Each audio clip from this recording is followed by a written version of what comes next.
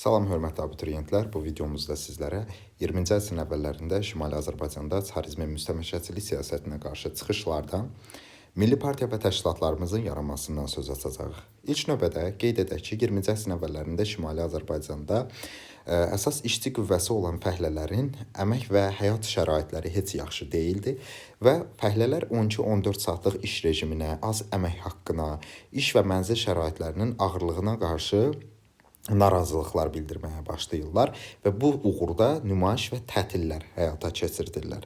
1902-ci ilin aprel ayında Bakıda ilk açıq siyasi nümayiş baş verir və rədd olsun mütləqiyyət, yaşasın azadlıq şüarları irəli sürülsə də ordu tərəfindən silah gücünə, yəni nümayiş yatırılır.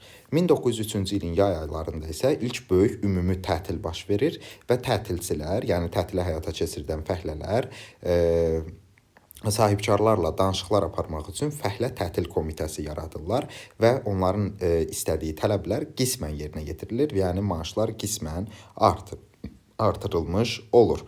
1904-cü ilin 13 dekabr tarixində isə Balaxanı neft mədənləri fəhlələrinin dekabr tətili adlandırılan məşhur tətil çıxışları başlayır və bu tətilçilər də tətil komitəsi yaradırlar. Həmin tətil komitəsi irəli sürdüyü tələblər əsasında neft mədənlərinin sahibkarları ilə fəhlələrin tələblərini həyata keçirdən tətil komitəsi arasında mazut konstitusiyası yaxud müştərək müqavilə adlandırılan müqavilə imzalanır. Həmin müqaviləyə əsasən 9 saatlıq iş günü təyin edilir, əmək haqqı 20-25% artırılır, həftədə fəhlələrə bir dəfə istirahət, ildə bir dəfə məzuniyyət verilir və əvvəlki dərsimizdə qeyd etdiyimiz bir parça çörək pulu qazanmaq üçün cənubdan gələn kəsbkar adlanan təbəqənin əmək şəraitində onlara verilmiş əmək haqqında fərqlər aradan qaldırılır. Yəni, sırf xüsusən kəsbkarlar bir parça çörək pulu qazanmaq üçün belə işləyirlər deyə onları ucuz qiymətə işlədib Şimali Azərbaycandakı fəhlələrlə cənubdan gələn kəsbkar fəhlələr arasında fərqin əmək haqqının verilməsində qoyulması prosesi aradan qaldırılmış olur. 1905-ci ilin yanvar ayında isə mexaniki sahədə çalışan fəhlələrin tətilinin nəticəsində də fəhlələrlə sahibkarlar arasında yeni bir müştərək müqavilə imzalanır. 1905-ci 7-ci illər ərzində Rusiyada birinci burjua inqilabı, burjua demokratik inqilabı baş verir və bu inqilab 1905-ci ilin yanvar ayının 9-da Qanlı Bazar günü adlanan hadisə ilə başlayır. 1905-ci ildə isə Azərbaycanda fəhlələr öz aralarında 5-ci ilin noyabrından 6-cı ilin fevral ayına qədər fəaliyyət göstərmiş Bakı Fəhlə Deputatlar Soveti yaradırlar. Lakin BFDS, yəni Bakı Fəhlə Deputatlar Soveti 6-cı ilin fevralında Bakı general qubernatorunun əmri ilə öz fəaliyyətini dayandırmış olur. Yəni, bir neçə ay fəaliyyət göstərə bilir Bakı Fəhlə Deputatlar Soveti. 20-ci əsrin əvvəllərində də 19-cu əsrin sonlarında olduğu kimi xalq hərəkatının ən yüksək zirvəsi yenə də qaçaqçılıq idi və qaçaqçılıq bu dəfə Yelizavetqol quberniyasında geniş yayılmışdı. Bu qaçaqlara Qaçaq Yusifi, Qaçaq Süleymanı, Qandal Nağını, Dəli Alını misal göstərə bilərik. 1905-ci il 17 oktyabr tarixində isə Çar II. Nikolay Birinci Rus inqilabının gedişində manifest imzalayır və manifestə əsasən Rus əhalisinə şəxsiyyət toxunulmazlığı və fikir söz sərbəst toplaşmaq azadlıqları tanınsa da, müsəlmanlara qarşı ayrı seçkilik edilir və burada Azərbaycan dilində qəzet jurnalların yaradılmasında, xeyriyyə cəmiyyətlərinin açılması, məktəb mədəni maarif müəssisələrinin yaradılmasına icazə verilmiş olur. Çar hökuməti Rusiyada baş vermiş inqilaba Azərbaycan əhalisinin daha çox diqqət göstərməsinin qarşısını almaq və Çar hökuməti bu diqqəti Rusiyadakı inqilabda yayındırmaq üçün birinci növbədə Bakıda general qubernatorluq yaradırlar 1905-ci ilin fevral ayının 15-də. 1905-ci 6-cı illərdə milli qırğın siyasəti həyata keçirməyə başlayırlar. Qırğının keçirilməsi Daşnaksutyun partiyası və ermənilərə həvalə edilir. Qırğınlara rəhbərlik etmək isə Bakı general qubernatoru Nakaşidzeyə tapşırılır və 1905-ci ilin fevral ayında Qafqaz canişinliyi 1883-cü ildə məlumdur ki, ləğv edilmişdi. Cənubi Qafqazdakı gərgin vəziyyətlə bağlı olaraq Qafqaz canişinliyi bərpa edilir. Bu dəfə Qafqazın canişini Vorontsov Daşkov adlı şəxs olur və qırğınlar Azərbaycanın Bakı, Naxçıvan, İrəvan, Cəbrayıl və Şuşa bölgələrində soyqırımlar həyata keçirilmiş olur. Ümumiyyətlə, Rusların tabeçiliyində yaşayan türk xalqları başlayırlar öz hüquqlarını müdafiə etmək üçün qurultaylar keçirtməyə. Biz bu qurultayları Ümumrusiya müsəlmanlarının qurultayları adı ilə tanıyırıq. Birinci qurultay 1905-ci ilin avqustunda Nijni Novgorodda, ikinci qurultay 1906-cı ilin yanvarında Sankt-Peterburqda və üçüncü qurultay isə 1906-cı ilin avqustunda yenə Nijni Novgorodda həyata keçirilmiş olur. Birinci və üçüncü qurultayların oxşar cəhəti Nijni Novgorodda həyata keçirilməsidir. Birinci qurultayda Rus müsəlmanlarının ittifaqı yaradılmış olur. Rusiya Müsəlman İttifaqı deyilən ittifaq. İkinci qurultayda həmin Rusiya Müsəlman İttifaqının müvəqqəti proqramı və nizamnaməsi qəbul edilir. Üçüncü qurultayda isə yeni maarif məktəblərinin, yeni tipli məktəblərin, icbari ibtidai təhsilin yaradılması və həmçinin Rusiya müsəlmanlarının ittifaqına mərkəzi Bakıda olan komitənin rəhbərlik etməsi haqqında qərar qəbul edilir. Mərkəzi Bakı olan komitə yaradılır və demək Əlimərdan bəy Topçubaşov isə artıq 20-ci əsrin əvvəllərindən Milli Azadlıq Hərəkatının lideri səviyyəsinə gəlib çıxır. Və qanunverici dövlət dumaları yaradılır Rusiyada. 1905-ci ilin payızında qərar verilir ki, Avropadakı qanunverici orqanlardan fərqli olaraq məhdud səviyyəyə malik qanunverici orqanlar yaradılsın. Dövlət dumalarına 1906-cı ilin aprel ayından birinci dövlət dumasına seçki həyata keçirilir. Birinci dumaya seçilənlər Topçubaşov, Ziyadxanov, Haqverdiyev, Məmməd Tağı Əliyev, Əsədullah xan Muradxanov və Ağa xan İrəvanski seçilir. İkinci duma isə 1907-ci ilin fevralında fəaliyyətə başlayır. Bura isə Fətəlxan Xoyski, Zeynal Zeynalov, Məhəmməd Ağa Şahtaxtinski, Mustafa Mahmudov və Xəlil bəy Xasməmmədov adlı şəxslər deputat seçilirlər. Üçüncü duma 1907-ci ilin payızında çağırılır. Bura sadəcə Azərbaycandan bir nəfər şəxs Xəlil bəy Xasməmmədov deputat seçilir. Dördüncü duma isə 1912-ci ilin dekabrında yaradılır və bura isə Məhəmməd Yusif Cəfərov adlı müsəlman şəxs deputat seçilmiş olur.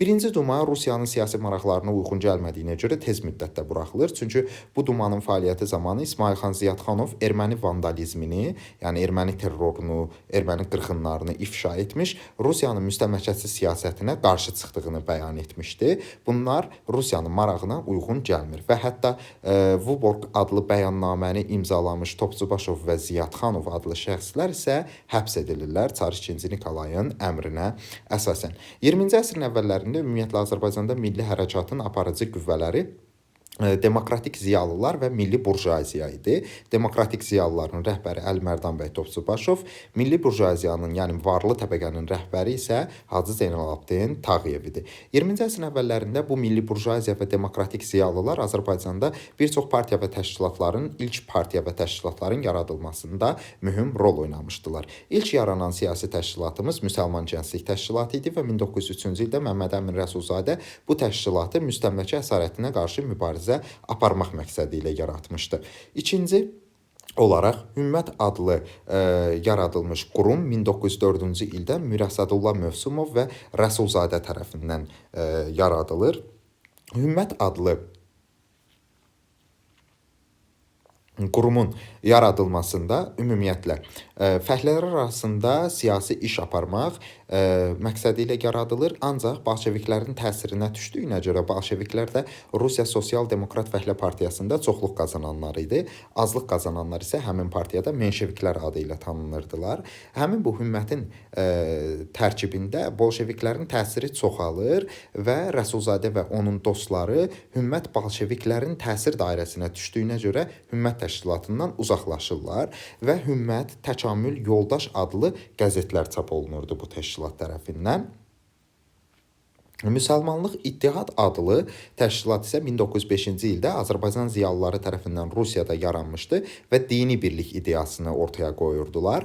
Qeyrət Partiyası Azərbaycanın ilk milli partiyasıdır. 1905-ci ildə fəaliyyətə başlamışdı. Ələkbər bəy Rəfibayev adlı şəxs demək ilk milli partiyanı yaradan adam olubdu. Gəncədə yaradılmış bu partiya Şuşa və Bakıda şöbələri fəaliyyət göstərmişdi. İlk dəfə olaraq federativ dövlət və muxtariyyət ideyaları ilə çıxış etmişdi. Difai adlı partiya isə 1906-cı ildə Əhməd bəy Ağayev tərəfindən Bakıda yaradılsa da, Şuşada, Naxçıvanda, Gəncədə, Ağdamda demək bölmələri, şöbələri var idi. Difai partiyasının yaradılmasında əsas məqsəd erməni terroruna qarşı mübarizə aparmaq idi və Difai partiyasının möhüründə iki qılınc, aypara və ulduz təsvirləri edilmişdi. Difai partiyasının özünün xüsusi silahlı dəstələri formalaşdırmışdı. Hətta Çarizm bu partiyanı müsəlmanların döyüşkən partiyası adlandırırdı. Demək olar ki, Difai partiyası ermənilərə qarşı böyük ağır divanlar tutubdu və Difai partiyasının qəzeti İrşad qəzeti çapdan çıxırdı. 1909-cu ildə isə partiya öz fəaliyyətini dayandırır. Nəyə görə? Sərt cəza tədbirləri hökumət tərəfindən həyata keçirilir partiyaya və kütləvi həbslər olduğuna görə Difai partiyası məcbur qalaraq öz fəaliyyətini dayandırır. Müdafiə partiyası da Difai partiyası kimi 1907-ci ildə yaradılmışdı. Müdafiə partiyası da Difai partiyası kimi demək erməni rus qırğınlarından Azərbaycan əhalisini qorumaq məqsədi daşıyırdı. İsmail xan Ziyadxanovun fəxri sədri, qurucusunun isə İbrahim ağa Vəkilovun olduğu müdafiə təşkilatı Gəncədə yaradılsa da Yelizavetpol və Borçalı bölgələrində fəaliyyət göstərmişdi. İttifaq adlı təşkilatımız isə 1907-ci ildə Şərifzadə, Cuvarlinski və Məlikov adlı şəxslər tərəfindən yaradılmış İttifaq təşkilatı da müdafiə və difai kimi erməni terroruna qarşı mübarizə aparmışdı. Müsavat Bərabərlik adlı partiya isə 1911-ci ildə Məmməd Əli Rəsulzadə, Abbas Qulu Kazımzadə və Tağı Nağıyev tərəfindən yaradılmış. 1912-ci ildə bu partiyanın proqramı irəli sürülmüşdü. 1913-cü ildə Məmməd Əmin Rəsulzadə gəlib bu partiyaya rəhbərlik etməyə başlamışdı. 1915-ci ildə isə Açıq Söz qəzeti çıxırdı. Açıq Söz qəzetinin redaktoru Məmməd Əmin Rəsulzadə idi. 1917-ci ildə birinci qurultayını həyata keçirtmiş Müsavat Bərabərlik partiyası Əli bəy Hüseynzadənin türkləşmək, islamlaşmaq və müasirləşmək şüarı ilə fəaliyyət göstərirdi. Türk Federalistlər adlı 1917-ci ildə Nəsib bəy Yusifbəyli tərəfindən yaradılmış partiya isə Gəncədə fəaliyyət göstərmişdi, Gəncədə yaradılmışdı. İlk bu partiya Federativ Respublika ideyasını ortaya atmışdı. 1917-ci ilin iyununda Türk Federalistlər belə qərar verirlər ki, demək Müsavat partiyası ilə eyni ideyadan çıxış etdiklərinə görə Müsavatla birləşməlidirlər və Türk Federalistlər Müsavat partiyası ilə birləşərək Türk Ədəmi Mərkəziyyət Müsavat partiyası adını almış olurlar. 1905-ci 6-cı illərdə isə Hacı Zeynalabdin Tağıyev, Murtuza Muxtarov və Musa Nağıyev adlı şəxslər tərəfindən milli şuurun inkişafına xeyli dəstək verən Nicat və Nəşri Maarif adlı xeyriyyə cəmiyyətləri yaradılmış olur.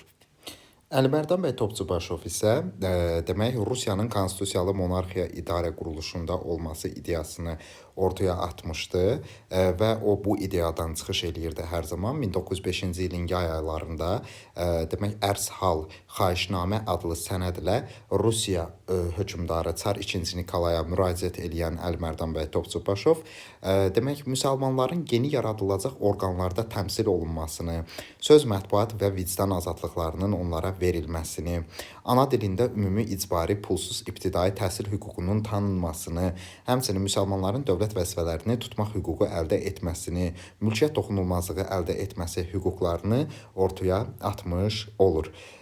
Belə hörmətli abituriyentlər, bu dərsimiz haqqında danışacaqlarımız bu qədər. Növbəti videolarda görüşənədək sağ olun, salamat qalın.